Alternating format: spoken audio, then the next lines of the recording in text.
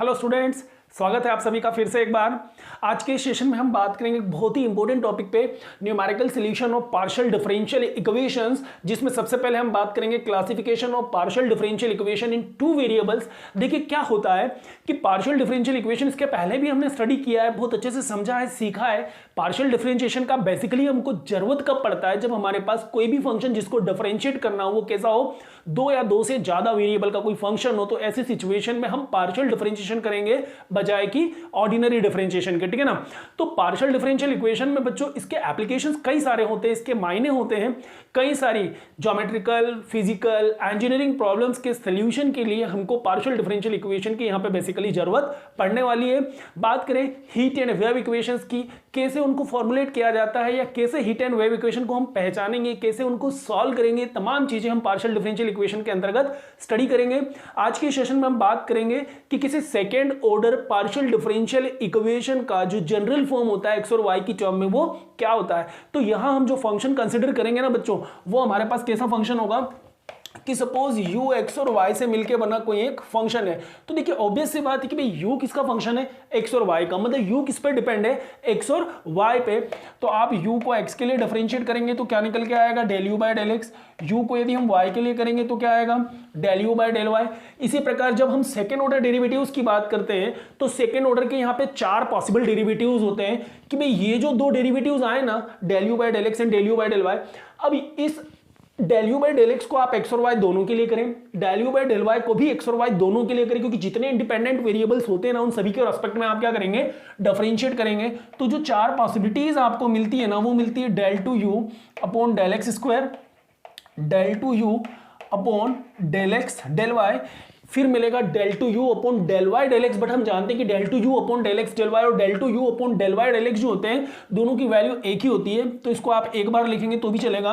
And then del two u upon del Y square. तो ये अपने पास इतने डेरिवेटिव्स होंगे। यदि फंक्शन हमारे पास u जो है वो x और y का एक टू वेरिएबल फंक्शन है, तो ये फर्स्ट ऑर्डर के डेरिवेटिव, ये सेकेंड ऑर्डर के डेरिवेटिव।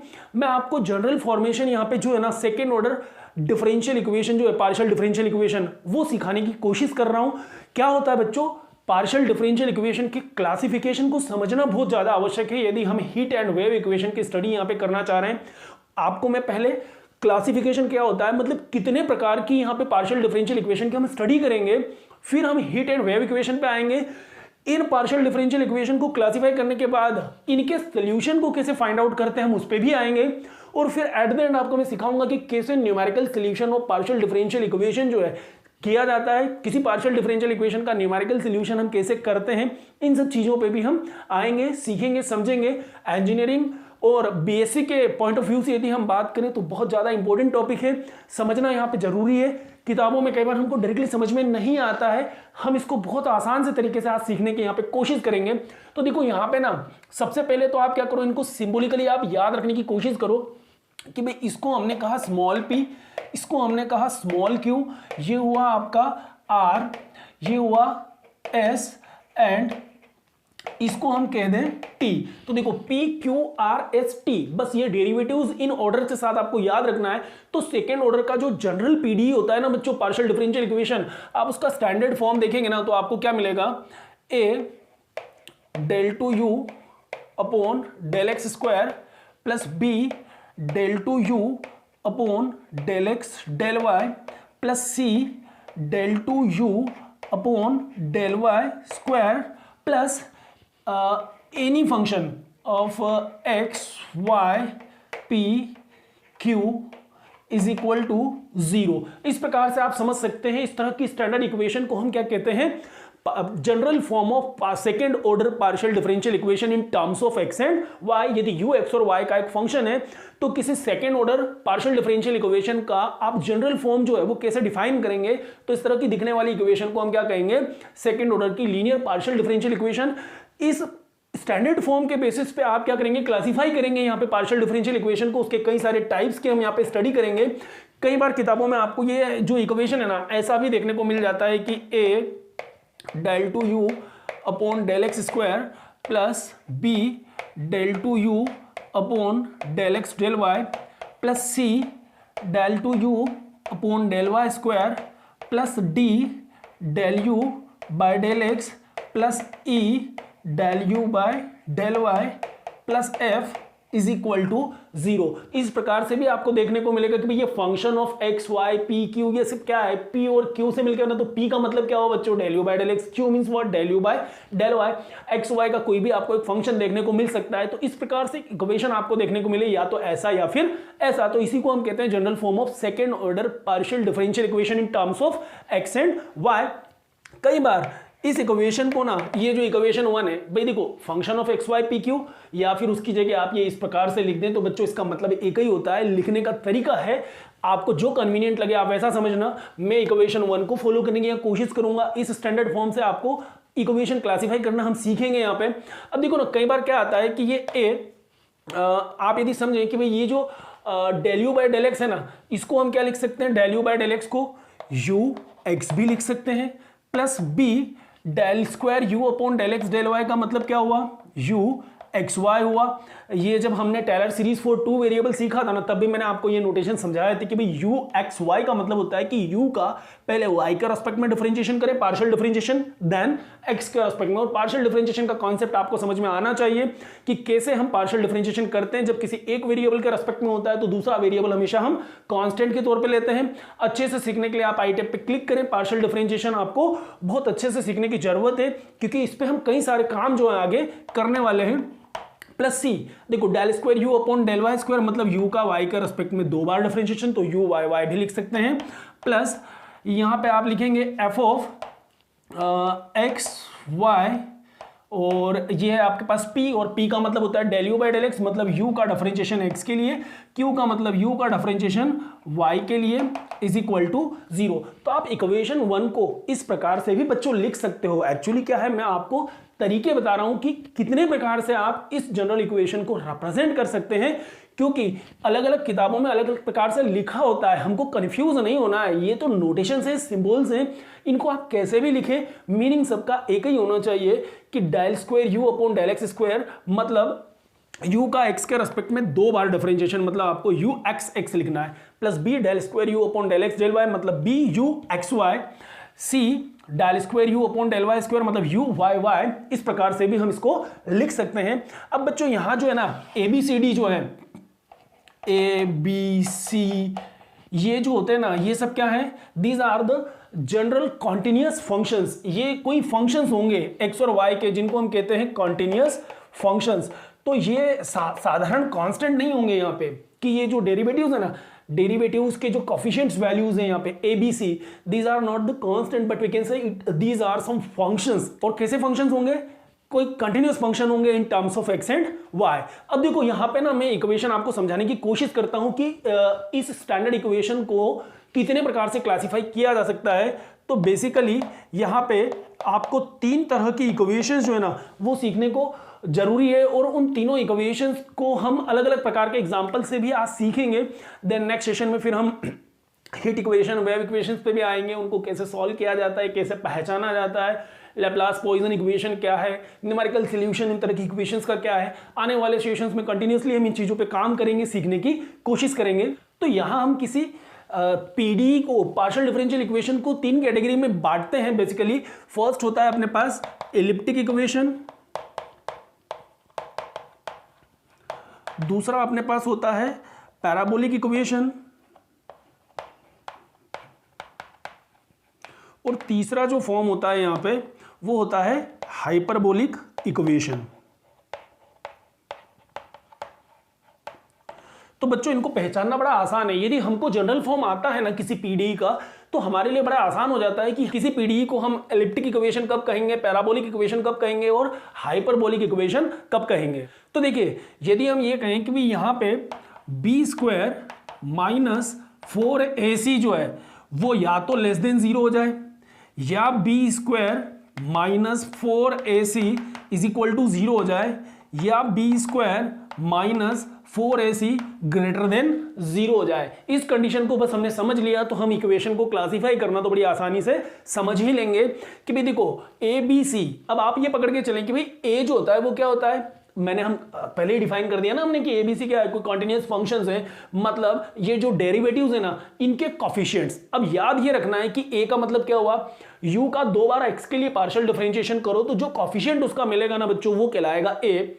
यू का पहले y के लिए फिर x के लिए, मतलब del two u upon del x del Y का जो कॉफिशिएंट है उसको हमने कहा b, फिर del two u upon del Y square का जो कॉफिशिएंट है उसको हमने कहा c।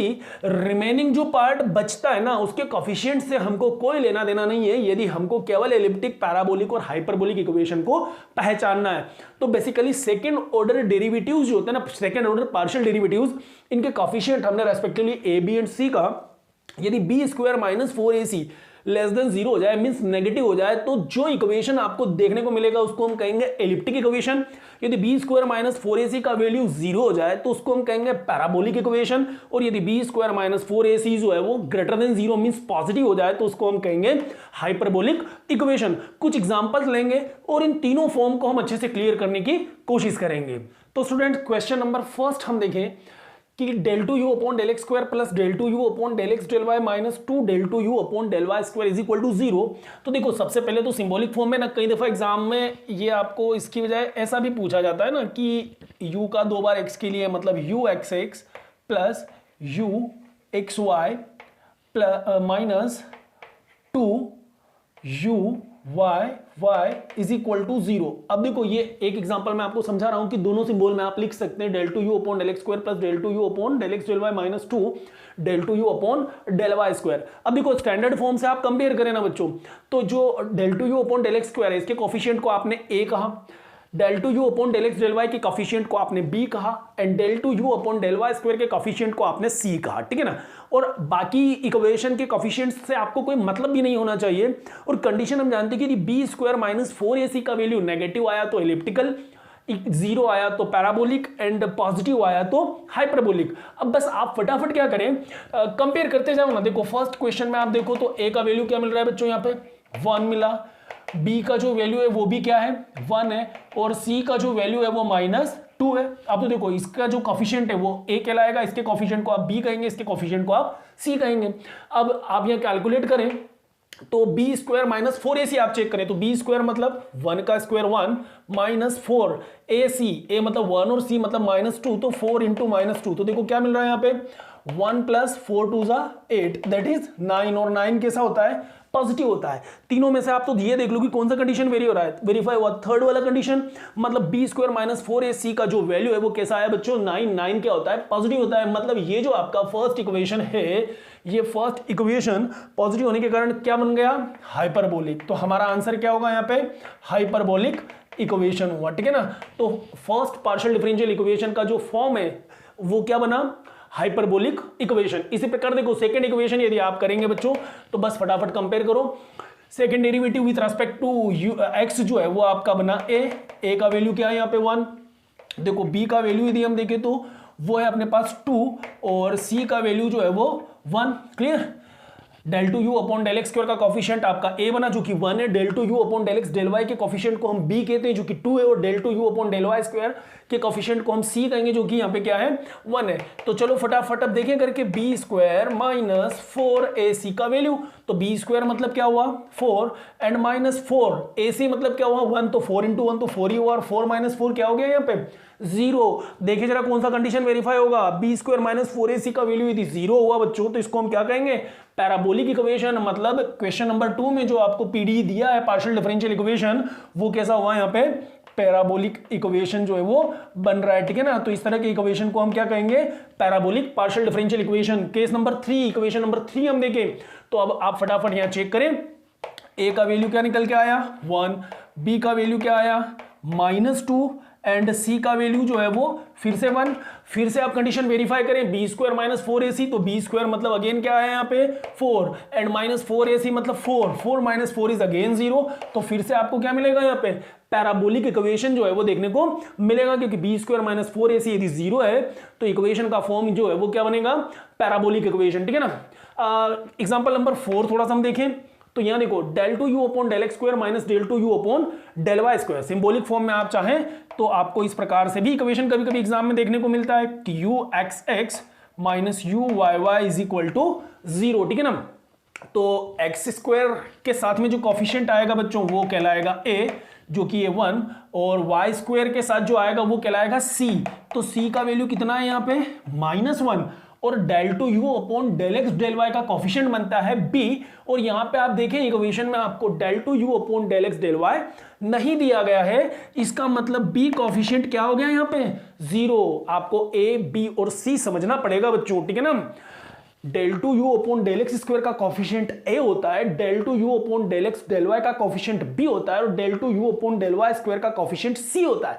यहां आप देखेंगे कि एक्स स्क्वायर वाई स्क्वायर तो है, बट ये एक्स वाई वाला नहीं है, नहीं होने के कारण बी जो है वो क्या बन गया 0। अब आप यहां से चेक कर लो बच्चों फटाफट कि बी स्क्वायर -4ac का वैल्यू क्या निकल के आया। तो बी स्क्वायर मतलब क्या हो गया 0 एंड -4ac, ए का वैल्यू है 1, सी का वैल्यू है -1। तो अब आप जरा करके देखें तो 0 - 4 इंटू -1 इट विल बी +4। तो यहां आपको क्या मिला 4, और 4 क्या हो जाएगा बच्चों पॉजिटिव हो जाएगा, ठीक है ना।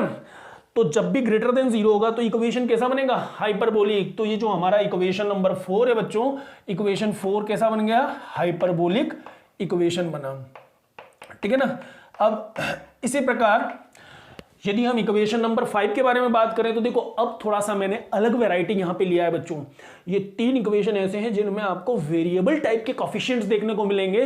तो वेरिएबल टाइप के कॉफिशिएंट्स की यदि आपके सामने पीडीई आ जाए, पार्शियल डिफरेंशियल इक्वेशन, तो ऐसे सिचुएशन में हम कैसे पहचानेंगे, कुछ कंडीशंस को ध्यान में रखते हुए कि कोई गिवन कंडीशन है, यदि है तो उसको आपको यूज करना है, और बड़ी आसानी से हम रिकॉग्नाइज कर लेंगे, यहाँ पे पहचान लेंगे कि इक्वेशन इन तीनों में से किस फॉर्म पे जा रहा है। तो देखिए इक्वेशन 5 के लिए यदि हम बात करें तो del two u upon del x square का कॉफिशिएंट होता है ए। यहां पे तो del two u upon del x square है नहीं, इट मींस व्हाट बच्चों कि ए का जो वैल्यू है वो क्या हो गया 0। अब डेल एक्स डेल वाई का कॉफिशिएंट होता है बी, तो ये डेल एक्स डेल वाई के लिए आप देखें तो बी कितना हो गया यहाँ पे एक्स, और सी जो होता है वो del two u upon del Y square का कॉफिशिएंट होता है। तो del two u upon del Y square का कॉफिशिएंट यहाँ क्या हुआ -y हुआ, ठीक है ना। और बाकी की तो हमको जरूरत है ही नहीं, ए बी सी यदि पता है तो आप बी स्क्वायर -4ac लगा के देखें तो बी स्क्वायर का मतलब हो गया बच्चों एक्स स्क्वायर -4ac। अब यहां पे यदि a 0 है तो c के साथ प्रोडक्ट करें तो c चाहे कुछ भी हो, 4ac में a 0 हो गया, मतलब 4ac आपका पूरा क्या हो गया 0। तो देखो यहां पे क्या निकल के आया एक्स स्क्वायर आया। अब यहां जो है ना किस पे डिपेंड हो गया भाई, आपको तो ये चेक करना है कि बी स्क्वायर -4ac का जो वैल्यू है ना बच्चों, या तो वो नेगेटिव हो या पॉजिटिव हो या 0।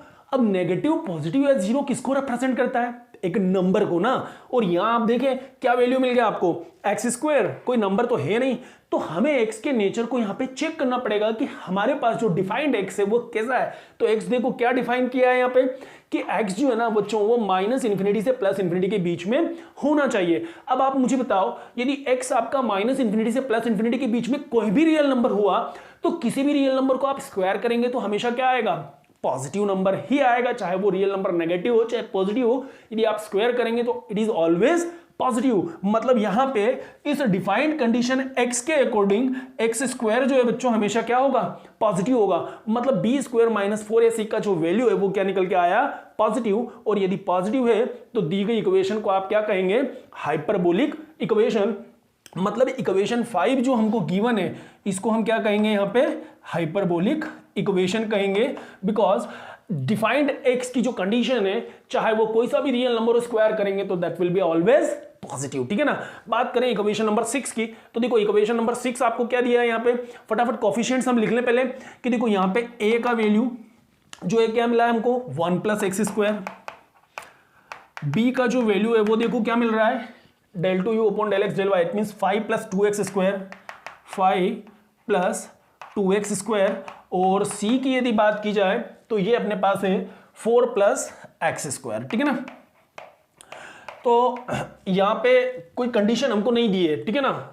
1 + x², 5 + 2x² and 4 + x², del two u upon del x², del two u upon del x del y and del two u upon del Y square. तीनों कोफिशिएंट्स की वैल्यूज हमको यहाँ पे अवेलेबल है ABC का। तो हम क्या करें b² -4ac निकालें। देखिए कंडीशन नहीं दिया है तो कैसा फॉर्म आता है सॉल्व करके देखना पड़ेगा, ठीक है ना। तो b² -4ac, तो b² मतलब क्या हो गया बच्चों 5 + 2x² का square and -4 times of ac। तो a का वैल्यू है आपके पास 1 + x² एंड c का वैल्यू है आपके पास 4 प्लस एक्स स्क्वायर। अब इस इक्वेशन को आप थोड़ा सा सॉल्व करें तो देखो 5 प्लस 2x स्क्वायर का होल स्क्वायर, इट मीन्स हम यहाँ पे क्या करें, a प्लस बी स्क्वायर लगा दें तो 5 का square it means 25 plus B square means क्या 4 और एक्स स्क्वायर का स्क्वायर मतलब एक्स पावर 4 प्लस 2ab तो 5 2 जा 10 2 जा 20 एक्स स्क्वायर, तो ये हुआ आपका a square plus 2ab plus B square minus 4 times of, अब इनको यदि अंदर मल्टीप्लाई करें तो 1 दोनों फैक्टर्स को प्रोडक्ट करें तो यह आया आपके पास 4 plus X square plus 4x square मतलब 5x square and plus x to the power 4। थोड़ा सा और सिंप्लीफाई करके देखें तो 25 plus 4x power 4 plus 20x square minus 16 minus 20x square minus 4x to the power 4। तो देखिए 4x पावर 4 से 4x पावर 4 कैंसिल हुआ, 20x स्क्वायर से 20x स्क्वायर कैंसिल हुआ, तो आपको क्या मिल गया बच्चों 25 माइनस 16 इट मीन्स व्हाट 9, और 9 हम जानते हैं क्या है एक पॉजिटिव नंबर है, मतलब B square minus 4ac question number 6 के लिए यदि हम बात करें तो क्वेश्चन 6 के लिए कैसा आ गया पॉजिटिव, और यदि पॉजिटिव है तो हम जानते हैं कि यदि बी स्क्वायर माइनस 4ac किसी पार्शियल डिफरेंशियल इक्वेशन के लिए पॉजिटिव आया मतलब इक्वेशन जो है वो कौन सा बनेगा हाइपरबोलिक इक्वेशन। तो इक्वेशन नंबर 6 के लिए आप ये बोल सकते हैं कि ये एक हाइपरबोलिक इक्वेशन जो है बनेगा, ठीक है ना। लास्ट क्वेश्चन एक और करके देखते हैं, X square del two u upon del x square minus plus 1 minus Y square del two u upon del Y square is equal to 0। तो देखिए बच्चों यहाँ पे फटाफट कंपेयर करें तो एक्स स्क्वायर मिल रहा है मतलब इसका कोफिशिएंट जो है a कहलाएगा जो कि क्या हुआ एक्स स्क्वायर। उसी प्रकार del two u upon del x del Y का जो कोफिशिएंट है वो कहलाएगा b, और यहां पे तो del two u upon del x del Y नहीं दिया है मतलब b का वैल्यू 0 है, और c का वैल्यू देखें तो del two u upon del Y square का कोफिशिएंट जो कि क्या बन रहा है 1 माइनस वाई स्क्वायर। फटाफट कंडीशन वेरीफाई करके देखें कि b स्क्वायर माइनस 4ac का वैल्यू क्या निकल के आया, तो b स्क्वायर तो 0 माइनस 4a मतलब क्या हुआ एक्स स्क्वायर, और c का मतलब हुआ 1 माइनस वाई स्क्वायर। थोड़ा सा इसको अरेंज करें तो माइनस अंदर मल्टीप्लाई कर देंगे तो क्या हो जाएगा पॉजिटिव हो जाएगा, तो इसको आप क्या लिखें 4x square 1 minus Y square को आप लिख सकते हैं वाई स्क्वायर माइनस 1। अब चूंकि फिर x और y की टर्म में आया मतलब कोई ना कोई कंडीशन अपने को गिवन होगी, तो बिल्कुल देखो यहाँ पे कंडीशन अपने को गिवन है कि x जो है वो माइनस इंफिनिटी से प्लस इंफिनिटी के बीच होगा, मतलब x कोई भी रियल नंबर हो सकता है, और y को रिस्ट्रिक्ट किया है -1 से +1 के बीच में, मतलब y क्या होना चाहिए -1 से +1 के बीच का कोई वैल्यू होना चाहिए। तो इन दो गिवन कंडीशन के लिए आपको 4x square into Y square minus 1 को पहचानना पड़ेगा कि इन कंडीशंस के लिए ये जो सिचुएशन है ये किसी पॉजिटिव नंबर को, नेगेटिव नंबर को या 0 को रिप्रेजेंट करेगा। तो लगा के देखिए कंडीशन, देखो 4x स्क्वायर, अब यहां आप ये देखो कि x कितने हैं y कितने हैं, भाई एक x है और एक y है, दोनों जगह हम कंडीशन लगाएं तो x का स्क्वायर है, x चाहे कोई सा भी रियल नंबर हो, माइनस इंफिनिटी से प्लस इंफिनिटी के बीच का कोई भी आप एक नंबर कंसिडर करें और उसको स्क्वायर करें बच्चों तो हमेशा कैसा आएगा पॉजिटिव ही आएगा ना। देखो कंडीशंस को लगाने के पीछे का उद्देश्य सिर्फ ये है कि हम ये पहचाने कि इन कंडीशंस के लिए ये जो सिचुएशन है ना ये जो है आपको पॉजिटिव नंबर देगा या नेगेटिव नंबर देगा या 0 देगा, सिर्फ इतना सोचना है। तो x चाहे कोई भी रियल नंबर हो नेगेटिव इंफिनिटी से पॉजिटिव इंफिनिटी पे उसका स्क्वायर करने पे क्या है बच्चों पॉजिटिव, मतलब ये तो हो गया आपका प्लस। y की बात करो तो -1 से +1 के बीच में y का भी स्क्वायर करेंगे तो हमेशा क्या आएगा प्लस ही आएगा, मतलब x और y जहां जहां लिखे ना बच्चों उनका मतलब क्या हुआ पॉजिटिव। बट यहां देखो y को रिस्ट्रिक्ट कहां से कहां तक किया है -1 से +1, और बच्चों आप अच्छे से जानते हो कि -1 से +1, और ये स्ट्रिक्टली इसको हमने बाउंड किया है, स्ट्रिक्ट किया है कि -1 से बड़ा और +1 से छोटा होगा, यहां लेस देन इक्वल टू नहीं है। इट मींस 1 से छोटा और -1 से बड़ा नंबर आपको लेना पड़ेगा, और यदि मैं -1 से बड़ा और 1 से छोटा नंबर लूंगा बच्चों और उसका स्क्वायर करूंगा तो स्वाभाविक से बात है उसका स्क्वायर क्या होगा 1 से छोटा ही होगा। और यदि 1 से छोटे किसी नंबर में से आप 1 को माइनस करोगे तो बताओ क्या आया नेगेटिव ही आएगा, और वो नेगेटिव यदि इस पॉजिटिव के साथ आप मल्टीप्लाई करोगे तो आपको क्या मिलना है, नेगेटिव ही मिलना है। मतलब इक्वेशन 7 यदि इन कंडीशंस के साथ हम डिस्कस करें तो बी स्क्वायर माइनस 4ac कैसा हुआ, नेगेटिव। और आप जानते हैं कि यदि b square minus 4ac negative होगा बच्चों, तो जो दिया गया इक्वेशन है वो कौन सा इक्वेशन कहलाएगा, एलिप्टिक इक्वेशन कहलाएगा। मतलब हम यहां पे बड़ी आसानी से इसके नेचर को भी आइडेंटिफाई कर सकते हैं कि इस सिचुएशन में इस इक्वेशन को हम कहेंगे एलिप्टिक इक्वेशन। अब एक क्वेश्चन आपको आपकी प्रैक्टिस के लिए दूंगा, घर पे ट्राई कीजिएगा, आंसर निकालिएगा, पता कीजिएगा कि जो क्वेश्चन मैं आपको दे रहा हूं उसमें बी स्क्वायर माइनस 4ac के लिए इक्वेशन का कौन सा नेचर यहां पे आप आइडेंटिफाई कर पाते हैं कि इक्वेशन एलिप्टिक है, पैराबोलिक है या हाइपरबोलिक है। क्वेश्चन नोट करेंगे आप, ux(x) plus uy(y) is equal to 0। मतलब del two u upon del x square plus del two u upon del y square is equal to 0। इस इक्वेशन के लिए आप पता करें और देखें कि इक्वेशन जो है आपको पैराबोलिक, एलिप्टिक या हाइपरबोलिक में से क्या मिलता है। उम्मीद करूंगा कि आज का सेशन आपको समझ में आया होगा। Thank you very much, thanks for watching this video.